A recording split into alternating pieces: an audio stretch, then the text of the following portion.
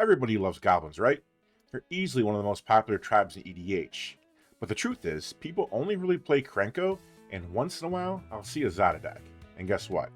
Personally, I think both of those decks are really boring. That's why this video is showcasing my favorite goblin card of all time, Wort, Boggart Auntie. She isn't very popular as a commander, she's ranked number 754, but she costs 1 black, 1 red, and 2 colorless. She's a legendary goblin shaman and has fear, and at the beginning of your upkeep, you may return target goblin card from your graveyard to your hand. And most importantly, her flavor text, which reads, Auntie always knows which berries to lick, which kithkin to trick, and what to do when either goes wrong. And on a side note, I do have an OG photocopy of her from Lauren, which to me is one of the most gorgeous pieces of art ever in Magic. This is the 50 EDH decks under $50 series. Rules are simple. The total cost deck must be less than $50, not including the commander and not including basic lands. As always, I actually play these decks. I am not just theory crafting. So, I know the limit for this deck is $50. But Auntie costs 10, which I don't include towards the total cost, and I added Auntie's Hubble, which costs $6. If you subtract them from the deck, it's just under 50 bucks. But I could make an Auntie deck without Auntie's Hubble. It's not that great of a card, but I just had to include it. I mean, it's my commander's house. Gotta include it. You can just replace this with a basic or a tap land and it won't make a difference. Okay, so let's go over the deck. Here's the setup. We have Boring Old Arcane Signet as an auto-include, Liquid Metal Torque, which works well with Red's lack of removal because you can use Torque to turn your opponent's permanents into artifacts and destroy them. And hey, who says Red and Black can't deal with enchantments? Hazoret's Monument makes our red creatures 1 mana cheaper and lets us draw cards when we cast creature spells. Herald's Horn makes our goblins cost 1 less and lets us look at the top card of our library during the upkeep, and if a goblin, we can put it into our hand. Icon of Ancestry, which buffs the team, giving them +1/+1, and for 3 mana, you can tap it and look at the top 3 cards of your library and get a goblin. And there's plenty of card draw, like Read the Bones, Body Count, which is an all-star draw engine, black, and 2, instant that reads, draw a card for each creature that died under your control this turn, and has Spectacle for 1 black mana, which means it only costs 1 mana to cast if an opponent lost life this turn. Let me tell you, there's plenty of times I've drawn like 5 or more cards for 1 mana, and there's also some cool synergy with Wort, like Thrill of Possibility and Dire Sight, which lets us put cards in our graveyard that you can later get with Wort. We also have Goblin Harbinger, which for 1 black and 2 colors is a 2/1 goblin which tutors for a goblin to put on top of our library. Goblin Matron, which costs 1 red, 2 colorless, is a 1/1 goblin that lets us search our library for a goblin card and put it in our hand.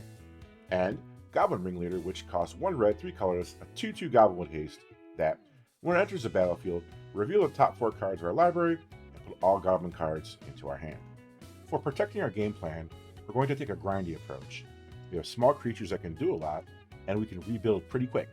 As far as work goes, there's a little trick I use. Let's say someone uses a removal spell on her, I just say, psh, I don't care, I don't even need her. Which is half true. I mean, she's really good, but the deck can still win without her.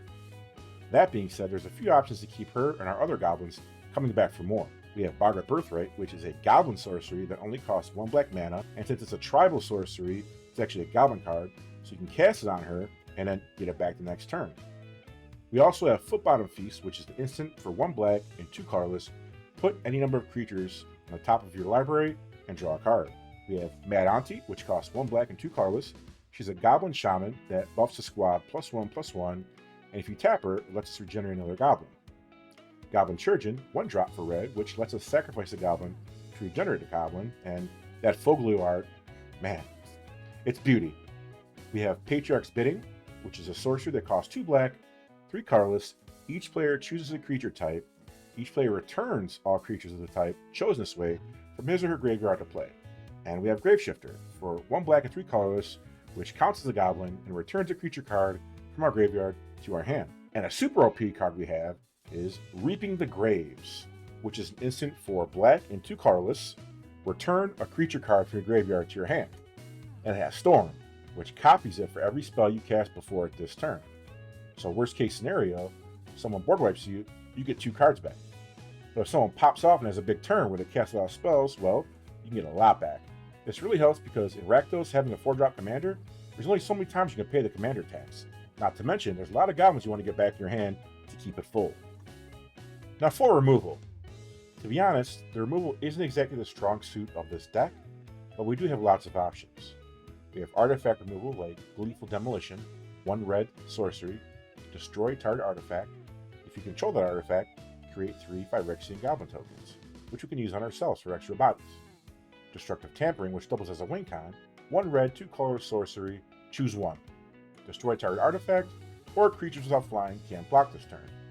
Chaos Warp, which is a catch-all, feed the swarm to get rid of a creature or an enchantment, and Crippling Fear, 2 black, 2 colorless. Essentially, you'll give all the non-goblin creatures -3, -3.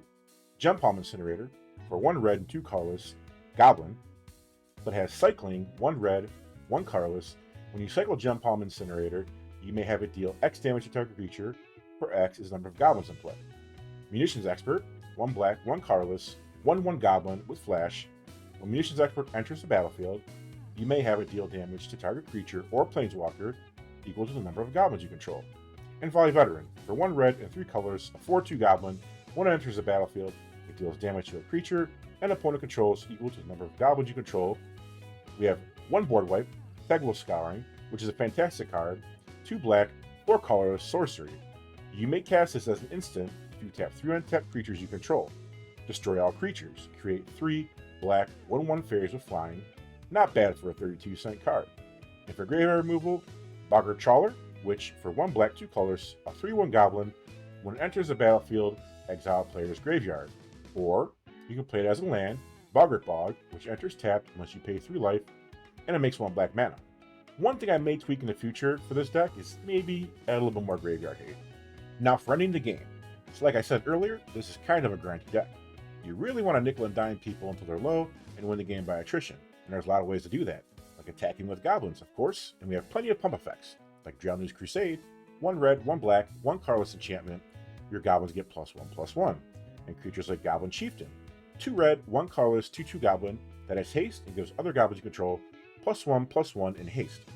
Goblin Bushwhacker that costs 1 red, a 1/1 goblin with kicker, 1 red, that, when you pay the kicker cost, when this creature enters the battlefield, creatures you control get +1/+0 in haste. At Battlecry Goblin, 1 red, 1 colorless, 2/2 goblin, and you can pay 1 red, 1 colorless as many times as you like, and goblins you control gain haste and +1/+0 until the turn for each time you paid it. And all of these buff the squad pretty dang good. We have Shared Animosity, an enchantment for 1 red, 2 colors, which will give each goblin you attack with +1/+0 for each other goblin you control. And we have ways to get our goblins through, including Goblin War Drums, an enchantment for 1 red and 2 colors, which gives our goblins menace. And Disrupt Decorum, a sorcery for 2 red, 2 colors, which doubles as a fog because it goads all creatures we don't control, making them attack someone other than us, and makes them tapped and unable to block. We have plenty of ping effects, like Bastion of Remembrance, an enchantment for 1 black, 2 colors. When it enters, create a 1/1 white human soldier token, and whenever a creature we control dies, we gain 1 life and the opponent loses 1 life. Boggart Shenanigans, which is an enchantment goblin tribal card for 1 red, 2 colors that does 1 damage to a player every time a goblin we control dies. And Goblin Bombardment, which is an enchantment for 1 red and 1 colorless. Sacrifice a creature to do 1 damage to any target. And there's so many other cool and fun creatures that are mini win cons on their own, like Sling Gang Lieutenant, don't try to say that fast, which costs 1 black, 3 colorless for a 1/1 goblin that when it enters the battlefield, create 2 red, 1/1 goblin tokens and sacrifice a goblin. Target player loses 1 life and you gain 1 life. Siege Gang Commander, which costs 2 red, 3 colors, 2/2 goblin. When it enters the battlefield, create 3 red, 1/1 goblin tokens, and you can pay 1 red, 1 colorless to sack a goblin, deal 2 damage to any target. And there's so many other awesome ways to win, and other goblins that can effectively function as replacement commanders, like Krenko, Pashalik, however you say it, and Grenzo. The last cool card I want to mention is Burn at the Stake. It's a sorcery for 3 red, 2 colors. As an additional cost, tap any number of untapped creatures you control. Burn at the Stake does 3 times the number of creatures tapped this way to target creature or opponent. So basically, say you only have 5 creatures, that's 15 damage for only 5 mana. That's pretty wild. Just imagine what you can do with a full board. So in conclusion, I do love this deck. It's not the most powerful Goblin deck out there, but I built it to be a true Goblin deck with so many cool little interactions. to have fun with, and of course, win the game. And by adding black with Wort, you get to take full advantage of the tribal themes like, say, using a Boggart Harbinger to tutor and put a Boggart Birthright on top of your library, or sacrificing a Boggart Shenanigans to a Goblin Chirurgeon to regenerate Wort and then have Wort bring that Boggart Shenanigans back the next turn. The deck is also pretty resilient, you can recover pretty easy from board wipes, and you're not that big of a threat to where people are going to target you early on. I hope you enjoyed this video, and I hope it inspires you. If it does, let me know about it, or tell me about your Wort deck, because she's one of my favorite Magic cards in the game, and I definitely love talking about her. That's all, folks. I'll see you later.